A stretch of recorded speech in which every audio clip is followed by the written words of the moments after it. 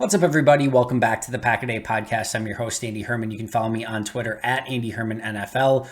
5 practices officially in the books now for the Packers, and this was the first practice with any sort of real pads. They had their shoulder pads on, not the full ensemble yet. That will come on Tuesday, but still great to see them out there with some padding on at least. It sort of increases the intensity at least just a little bit, and I think we saw some of that on Monday. I will say that I think this is probably the most nondescript practice that we've had so far, outside of the walkthrough. The walkthrough was clearly the most, but for the practices that actually included like team activities in full speed and those sort of things, I think this was the most nondescript and the one with the least amount of like major takeaways. It was really difficult to even say like there was like a player of the day, because it wasn't like any one player that was doing great things over and over. I will say though, and there's plenty to talk about still, the defense's performance overall was what I would say was the MVP of the day. I thought the defense was fantastic. They were flying around the football, and you could really see the team speed on defense, how they were rallying to the football, the coverage on the back end, the consistent run defense, and the pressure up front. It was all together. And one of the things that I like to look at defensively, right, is like the offense is going to get theirs. Every once in a while, they're going to make big plays. And I'm just talking in general, right? I'm not just talking about in training camp. I'm talking about in, preseason, regular season. At some point, the offense is going to put some big plays together, probably put points on the board. But how difficult did you make things for the opposing offense? And I think that what we're starting to see from this defense that I think is what we're seeing it now, and I think it's going to transfer over when the season starts, is that this Packers defense has the ability to make things insanely difficult for the opposing offenses. I think it's going to be tough to run on up front. I think the edges are going to be set well, especially by Preston and Rashaan Gary. I think there's going to be speed on the back end. I think the linebackers and their ability to get sideline to sideline with Quay Walker and DeVontae Campbell, the sticky coverage with those 3 corners, and then the safeties. I think we're starting to see Savage and Amos really start to play collectively better than I think we saw a season ago. So I'm loving everything that I'm seeing, and I thought this was a fantastic indicator of where the defense is at. And they just made things incredibly difficult for the offense all day long. Now, the offense shot themselves in the foot on far too many occasions. Mikel Manette had 2 snaps that went right over their quarterbacks' heads. They had the interception by Jordan Love, which we'll talk about in just a moment. A couple false start penalties, like just not clean, crisp football from the Packers offense these past couple days. But I think a lot of that is, in fact, give credit, I guess I should say, to the Packers defense for, I think, making the offense a little bit more jittery, maybe not quite themselves. I think the offense is taking note of what this defense has been able to do the past few days.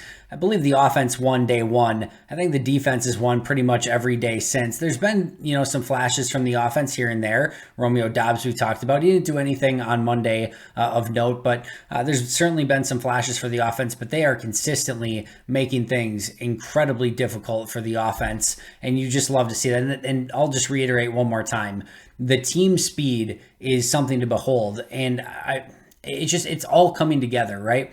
What that means come regular season remains to be seen, but man, do I love what I'm seeing in practice so far from this defense, and the speed at which they are playing at, and just making things difficult for the offense is really been exciting to watch. And I would be remiss not once again to talk about Rashaan Gary, who has been phenomenal all training camp long. He had one play where he just would have been able to completely lay out Aaron Rodgers had they been in actual, if they were allowed to hit, I guess I should say. He's been just a constant in the Packers backfield. But the thing that I loved about Rashaan Gary on this day wasn't even anything that he did while his group was on the field. When the number 1s were done, the number 2s were on the field, and it was a big play. I think it was either like a 3rd or 4th down or whatever. It was like an opportunity to get the offense off the field.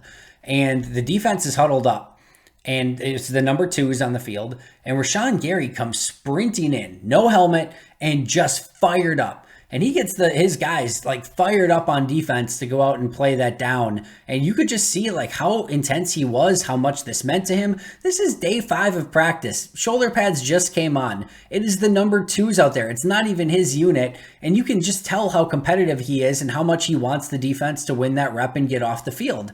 It was awesome to see. Like the leadership that Rashaan Gary is displaying already in this season is incredible. And the defense is very much taking note. And guess what? The defense responded, got the offense off the field, and, credit to Rashaan Gary for not just letting a random third down rep in the, practice on day 5 go unnoticed. He cared about it. He wanted his defense to respond to it, and they did. And you just love to see those things. And it's just been really impressive to see the leadership that Rashaan Gary's been taking so far. All right, let's talk about the two 2-minute drives, one by the number 1s, one by the number 2s. Let's start with the number 1s first, because Aaron Rodgers was able to move the ball down the field with some level of precision, almost like a surgical precision. Just, one play at a time. Take it like he's so calm and collected in those opportunities in those 2-minute drives. And while the defense was, flying around and playing amazing defense all day long, these 2-minute drives have been a little bit of an issue for the defense at times. And this was a little bit the same where the Packers were able to move the ball down the field. Josiah DeGuara had a big leaping reception to set them up. And it was, I believe, first and goal, either first or goal or second goal from the 8-yard line. And Green Bay had a couple opportunities to punch the ball in the end zone. The first play, Darnell Savage made a diving attempt to bat away the ball. Ultimately, it was a pass deflection. Pass falls incomplete and saves a touchdown on that play. And then the next play, Adrian Amos comes in, should have had an interception. He knows he should have had the interception. The defense knows he should have had the interception, which would have been the game-sealing interception in this scenario. Unfortunately, for the defense, it falls incomplete and gives the opportunity for the offense to kick a field goal, which Burkich made. But overall, you love to see the offense move the ball down the field a little bit. But they sputter out in the end. Defense has a couple opportunities. Well, they bat a ball away and get an opportunity at a pick for Amos.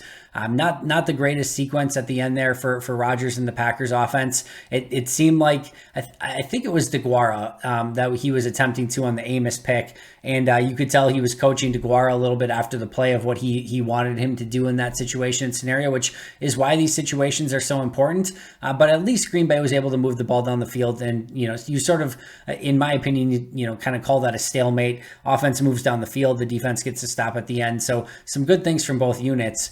More importantly was the number 2's opportunity to work down the field. Same exact scenario, 2-minute drill. There's a little bit over a minute on the clock, starting in their own side of the field with 2 timeouts. I believe game tied, or at least they needed a field goal at least to get on the board. But this was Jordan Love's opportunity. And I've been kind of mentioning, right, like that Jordan Love hasn't done anything super worth noting, but maybe the most noteworthy thing up until this point was that he really hadn't made any mistakes. He was taking care of the football, seemed in command of the offense, was in control.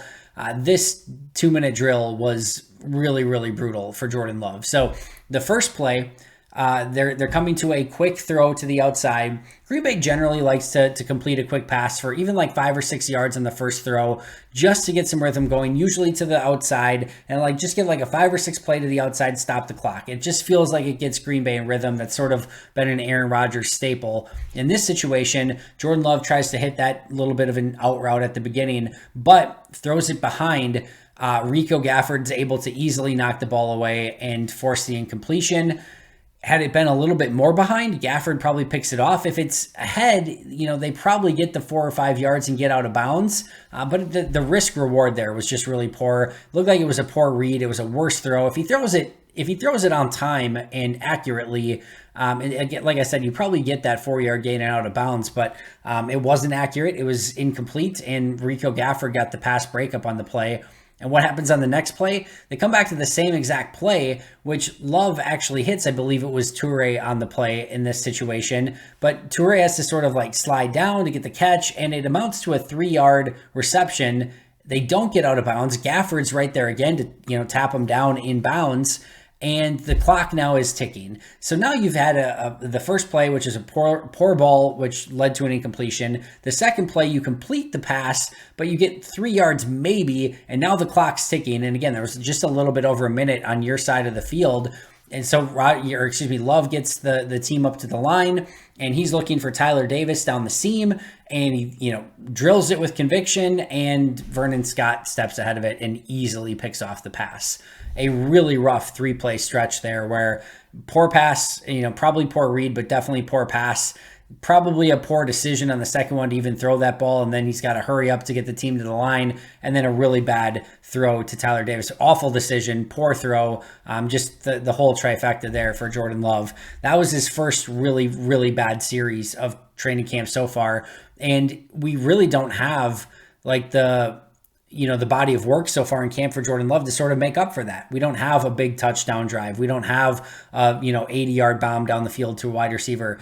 There's just nothing like that that's been evident so far. So the one thing that Jordan Love had shown up until that point in camp was the ability to take care of the football and not make mistakes. Now you had a 2-minute drive that was abysmal, ending in a game-losing interception by Vernon Scott. So hopefully he can bounce back tomorrow and make amends for the throws in that 2-minute drive.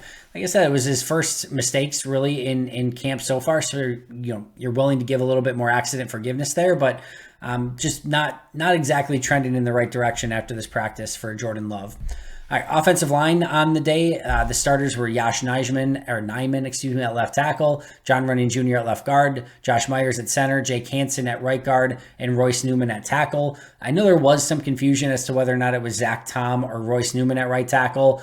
I saw it. I was writing it down immediately. To me, it looked. I'm not even concerned at all. Like it was Royce Newman at right tackle. Zach Tom was with the twos. I actually talked about it with a couple of the other guys on the beat. They confirmed it as well.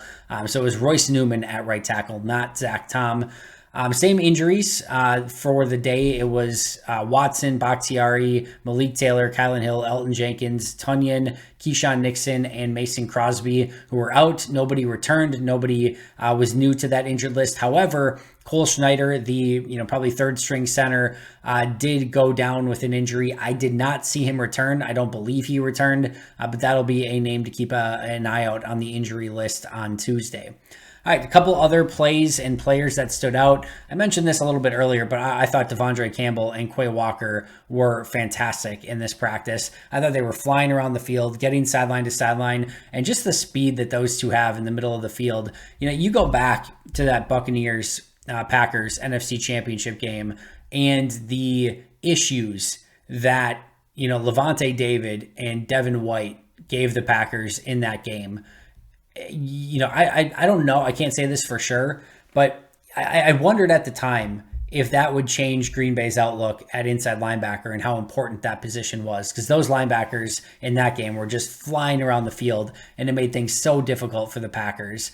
And now here Green Bay is 2 years later, and they've got sort of their own I don't want to, pump up these guys too much yet, but in a way, their own version of that, right? Probably Devondre being the Levante David in this situation, Quay Walker being the Devin White, and we'll see, if that comparison can live up to expectations or not. But these are two very fast linebackers that can get to the sideline, that are physical at the point of attack, that are sound tacklers, that can get back in coverage.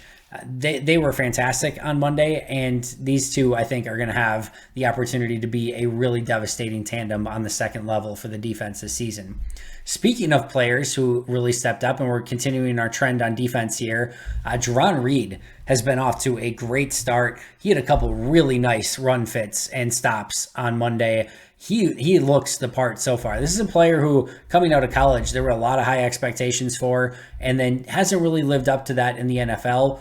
This reminds me, and please, I'm not saying that Reid is going to have the year that Devondre Campbell had a season ago, but this reminds me a little bit of that, move, right? Devondre Campbell, high expectations coming out. He had the speed, he had the tackling ability, goes to, Atlanta and then Arizona, and just really didn't have the start to the career that he wanted. He finds the right system and the right team in Green Bay, and everything clicks and everything looks great. And it's just a totally different player than, we saw in Arizona or Atlanta. I don't know that that's going to be the exact same story here for Jarran Reed, but he's also had multiple opportunities in multiple different cities and hasn't been able to really put it all together. I've really enjoyed what I've seen so far out of Reid. I think he has the ability to be a really strong player in this rotation, and he continued his hot start to camp on Monday. Two other players who, I think I don't even know how to say this, right? Like, I think there's a lot of people that are really hoping that somebody is going to step up in that number 3 edge rusher. I talked about it yesterday. Outside of offensive line, that number 3 and number 4 edge rusher position are really, I think, one of the biggest questions and maybe even slightly concerning as the Packers head into the regular season. Well, Tipa Galeai and Ladarius Hamilton had their best days of training camp so far. They were getting after the quarterback. Tipa had a really nice play where he set a very aggressive edge against Mercedes Lewis, which is no easy task.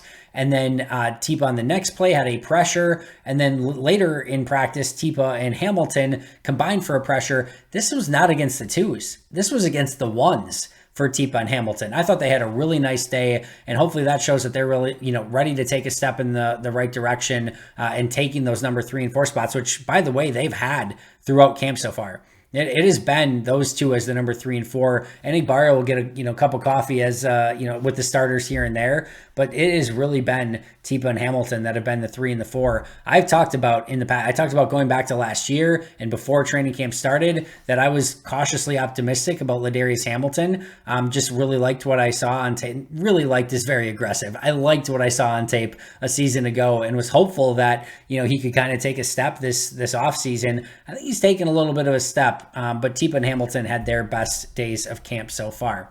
Rico Gafford, that man, he's doing it again. He had the pass breakup in the 2-minute drill. He had the quick stop on Samori Toure in the 2-minute drill against the 2s. He just keeps showing up and sticky in coverage. And somebody asked me, is this the next Sam Shields? Let's pump the brakes a little bit here. Let's just have Rico Gafford make the team first before we start comparing to Sam Shields. But he's very fast. He looks far more natural playing corner than I ever would have expected after playing wide receiver the past few seasons. I can't say enough about what he's done so far. I think he does have the leg up on a roster spot. If I had to guess right now, I still think Keyshawn Nixon gets a spot. We'll see when he's able to come back. I think Shamar's done enough so far to get a spot. And then I think Rico would be the 6th over KB and Ento at this point. So a lot of time left. We'll see what happens through the remainder of camp, but super impressed by Gafford in his transition back to corner. Rookie on rookie crime, we had Zach Tom versus DeVontae Wyatt on a rep, and I was so impressed with Zach Tom on this play. So one of the toughest things is an offensive lineman, right? So you're lined up at left tackle, and then DeVontae Wyatt in this situation is inside of you. All right, so Wyatt is going to come across, and you're going to run to the right. So Wyatt's got the inside gap. And let's just be clear here. DeVontae Wyatt is a big, physical, athletic, fast dude for his position and for his size. So as Zach Tom, you're figuring out, all right, I got to get to the other side of DeVontae Wyatt somehow and figure out a way to block him. And it's one of the hardest things to do. And Tom executed it perfectly. He gets out of his stance quick, gets inside of DeVontae Wyatt and just seals him off and completely cuts off Wyatt from the play, which is a stretch run to the outside. Beautifully, beautifully done by Zach Tom. Obviously, you'd like to see DeVontae Wyatt maybe handle that a little bit better, but it was perfectly executed by Zach Tom, and that was definitely a play that caught my eye. Pat O'Donnell had his second consecutive day of really nice practice. He had a booming 58-yard punt with insane hang time that caught some oohs and ahs from the crowd. So he continued his impressive couple practices here where we actually got to see some live punting. And speaking of special teams, one of might have been my favorite play of the day, honestly. Innis Gaines is in on as a jammer on the punt return team, and a guy across from him, forget his name at the moment, but he's coming up, and Innis Gaines just jams him into the upside down. If you're a Stranger Things fan, he barely got off the line of scrimmage, and Gaines just stopped him in his tracks. He didn't get any further down the field. It was crazy. Like, I don't know that I've ever seen a jam totally like that, where basically the corner just like, or the gunner just basically like gave up on the play, and Gaines was fired up after the play. That was fun to watch, and certainly one of my favorite plays of the day. Speaking of favorite plays of the day, another really impressive one, this time for the offense. Aaron Rodgers hit A.J. Dillon up the seam, and Dillon looked like a legit tight end on the play. Made a leaping, adjusting in midair catch. Like, almost like, I don't even know how to explain. It was a beautiful catch by A.J. Dillon. And like I said, he looked like a tight end. It was really impressive. Rodgers gave him a ball and an opportunity for him to go up and make a play. He did that, and they got a really big play. Some of the biggest plays on pass offense so far have been from A.J. Dillon. Big Texas route the other day, and now this one up the seam.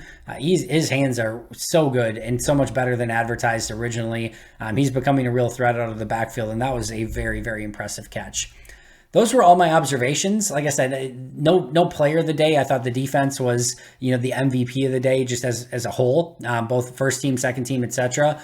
Like I said, we had shoulder pads on Monday. Pads will be on tomorrow, and I'll be right back here tomorrow to cover everything that I saw and observed, and had my key takeaways from Tuesday's practice. So make sure to subscribe if you haven't already. Like I said, I'll be right back here tomorrow. But until next time, and as always, go Pack Go.